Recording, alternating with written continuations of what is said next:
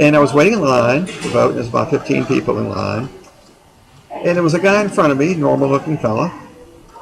Um, and I was right behind him, and he had his hand like this, and he had a little piece of paper in his hand. And every once in a while, over his shoulder, I looked, and he was looking at this piece of paper. And he did it about 10 times in about 4 minutes, 5 minutes. And I could see the piece of paper had a name on it. Just a single piece of paper, and it had Sam Brown or some name on there, and I don't remember what it was now. And he was looking at it. I was wondering, why in the world was he looking at this piece of paper?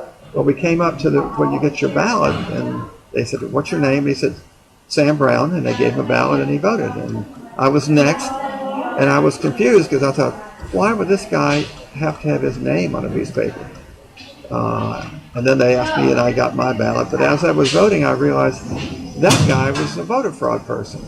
He was not Sam Brown. He was somebody else voting in that situation.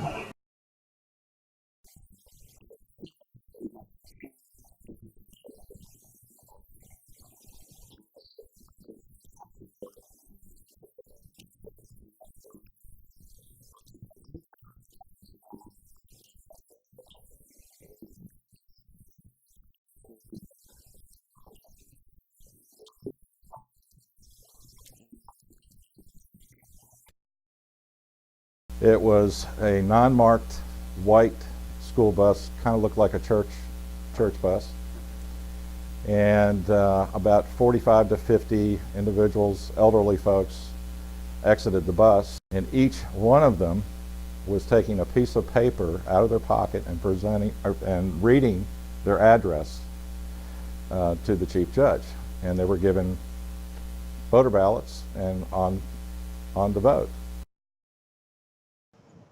I happened to notice a Hispanic woman step up to be the next one in line to vote. She had this piece of paper in her hand. She unfolded it, and she began to attempt to say what was on the piece of paper. And it appeared to me that she was trying to say a name in English, a first name and a last name, and an address. But she was having so much trouble with it. What do you mean? Her ability to pronounce the name and the street address in English was such that it was completely impossible to understand what she was saying.